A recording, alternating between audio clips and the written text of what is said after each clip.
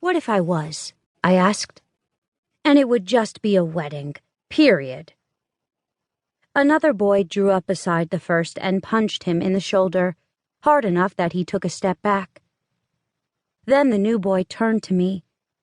He must not have noticed me before his friend spoke, because his once-over went on way too long. Long enough to turn into staring. I ordered my makeup to stay put, sweat or no sweat, and tried to hide any reaction to the exam. Distressingly, I found it difficult to be offended. The boy was tall, wearing a black tank top that showed off a tan and a strong build. Long brown hair brushed his chin, and his eyes flashed like pennies tossed into the air.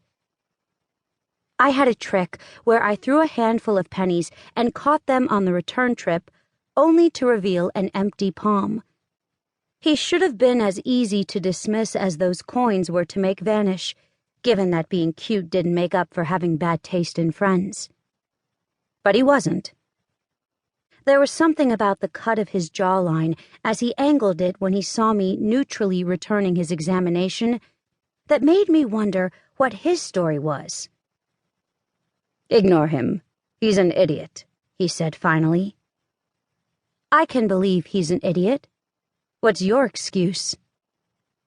When he looked amused but didn't say anything, I added, "For staring." "Sorry. There's something about you," he said. "Your eyes. It was almost like I recognized you.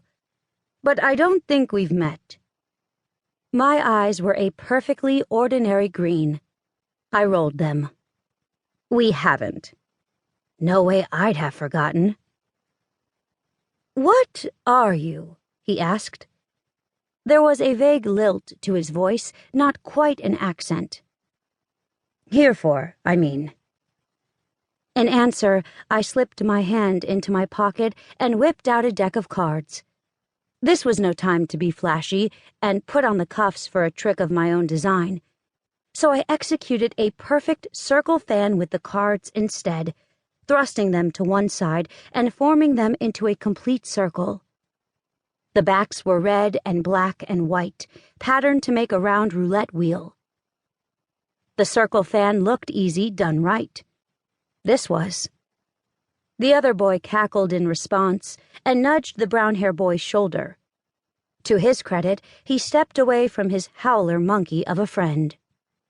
"Name's Desmond, but you can call me Des," he said, tipping his chin down to me before starting to walk away.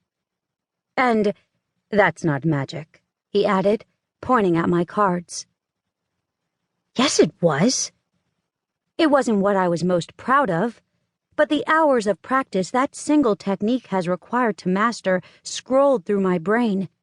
The endless time spent training my fingers to find the right position automatically. I could count on one hand the number of magicians who could do it as well as me.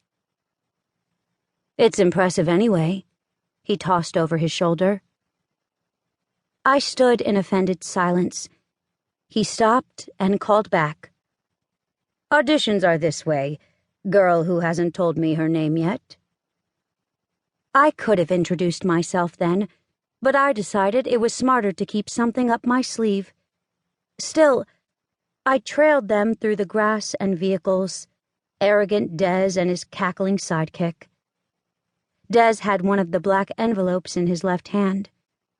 I was curious what his act was.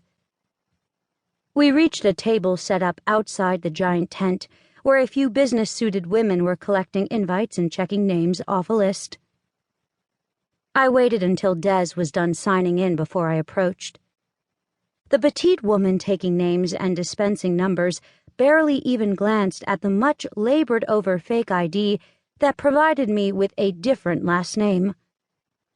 I hadn't been able to resist giving it a showy flair, so my new handle was Moira Miracle. Mostly I didn't want Dad to know I was here, which would be inevitable if people found out I was his daughter. I also worried my real identity would set expectations I couldn't live up to. I handed her the black invitation.